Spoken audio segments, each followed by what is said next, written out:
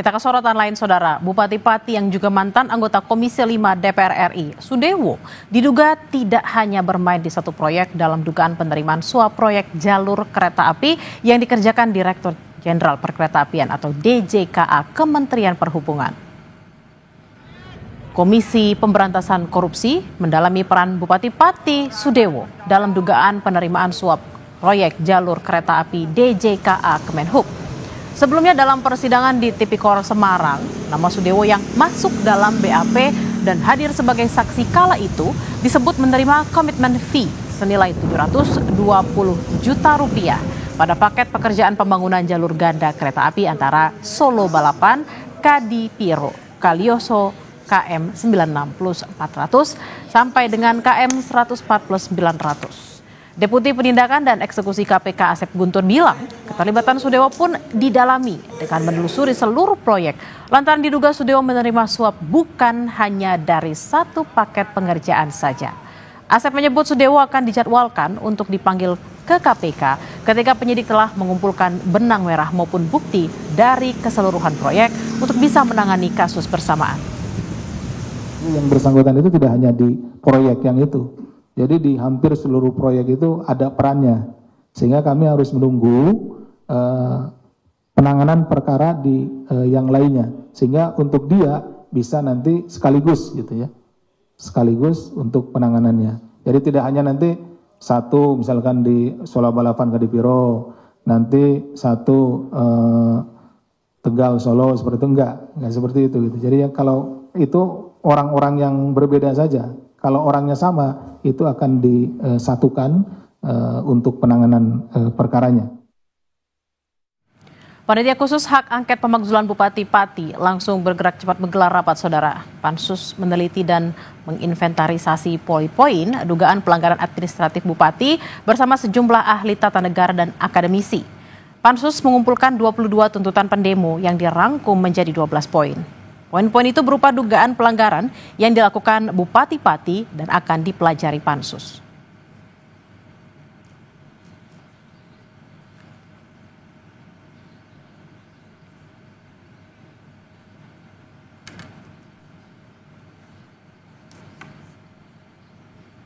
Kita akan bahas soal hak angket yang kini tengah bergulir di DPRD Kabupaten Pati bersama dengan Muntamah, anggota DPRD Pati fraksi PKB sekaligus Sekretaris Pansus Hak Angket Pemakzulan Bupati Pati. Selamat siang Bu Muntamah dengan Bella di studio. Selamat siang, Assalamualaikum. Waalaikumsalam.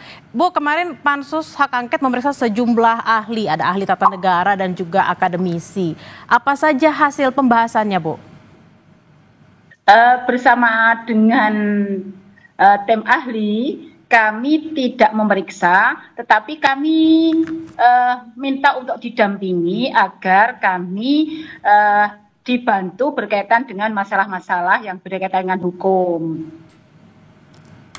Oke, lalu bagaimana dengan komunikasi Bupati dengan DPRD sebagai mitra kerja? Dalam rapat DPRD terungkap DPRD katanya tidak tahu menahu nih soal pemecatan pegawai honorer di RSUD Suwondo yang katanya dengan dalih efisiensi.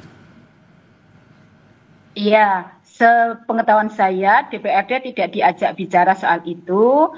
Ya memang saat ada pemecatan kami tidak tahu sama sekali, tetapi ada informasi yang kami terima dari masyarakat bahwa RSUD Suwondo menonaktifkan pegawai sejumlah 220 seperti itu.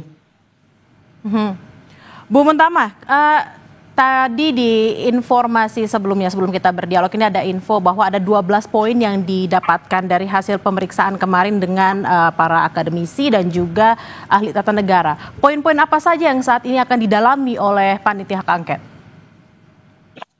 Ya, itu begini, dari teman-teman aktivis yang berdemo saat itu, kami diberikan 25 poin, di mana 25 poin ini kami klasifikasi, kami identifikasi sehingga menjadi 12 masalah. Dari 12 masalah itu baru satu masalah yang kita bahas di dalam rapat pansus, yaitu masalah terkait dengan RSUD Suwondo, berkait dengan penonaktifan pegawai, serta berkait dengan pengangkatan direktur rumah sakit yang diindikasikan tidak sesuai dengan peraturan perundang-undangan yang berlaku, seperti itu. Lalu Bu Muntamah, terkait dengan tadi kan yang baru dibahas adalah soal pemecatan di RSUD Suwondo. Kenapa kok bisa antara Bupati dan DPRD tidak ada komunikasi terkait dengan pemecatan pegawai? Karena yang dipecat bukan cuma 1-2 orang, tapi hampir ratusan orang, kemudian merekrut lagi ratusan orang. Apakah memang tidak ada komunikasi atau mungkin DPRD tidak bertanya atau mungkin seperti apa, Bu? Ya, selama ini Bupati kalau membuat kebijakan memang karena adanya Inpres nomor 1 tahun 2025 dan SK Mendagri nomor berapa itu, Bupati mempunyai otoritas yang dipayungi hukum tersebut ketika merubah perda ini tidak pernah bermusyawarah atau mendapat persetujuan dari DPRD. Beliau mengubah perda APBD menjadi perkada, ini sama sekali tidak melibatkan DPRD. Oke, kalau itu terkait sehingga untuk penonaktifan pegawai rumah sakit itu pun juga tidak memberitahu sebelumnya kepada DPRD.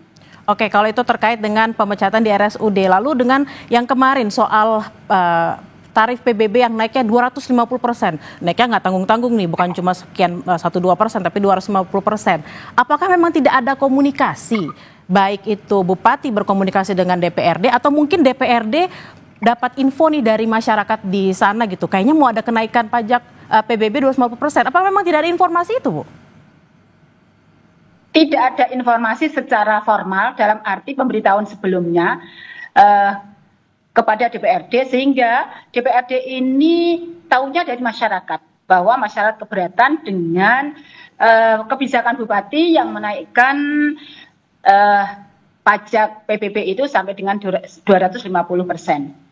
Ketika memang DPRD mendapatkan informasi dari masyarakat, apakah memang di sana tidak ada keinginan untuk langsung menyambut bola dan juga bertanya langsung ke Bupati, Pak, kok ini ada kenaikan 250% tapi tidak dikomunikasikan? Ya, memang belum sempat dikomunikasikan, tetapi masyarakat sudah bereaksi. Ketika masyarakat bereaksi, kami sebagai representasi dari masyarakat, ya reaksi kami adalah itu tadi, menggulirkan hak angket. Oke, nah terkait juga dengan pansus nih, Bu, ini ada target kurang lebih sekitar 3 bulanan ya, Bu. Apakah memang ini kan sudah ada informasi yang banyak, tuntutan masyarakat sudah juga jelas kemarin ketika demo. Apakah mungkin memang waktu pansus angket ini bisa dipotong lebih cepat begitu, Bu? Aturan masa pansus itu 60 hari.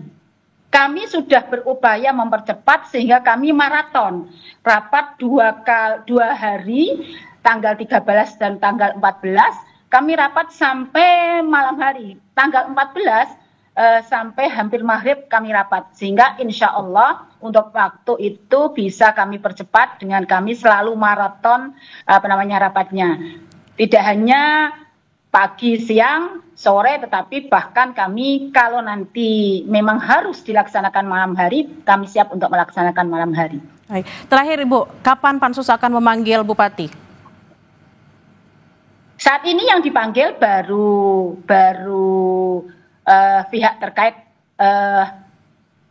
di Rumah Sakit RSUD Suwondo, tetapi nanti kalau memang Bupati harus kami undang atau kami panggil, maka akan kami panggil. Ini bertahap, dari masyarakat yang dinonaktifkan, dari pegawai yang dinonaktifkan, kemudian dari pihak manajemen rumah sakit, kemudian pihak terkait seperti BKP SDM, kemudian dari asisten 1 yang berkaitan dengan rumah sakit, beberapa OPD sudah kami panggil.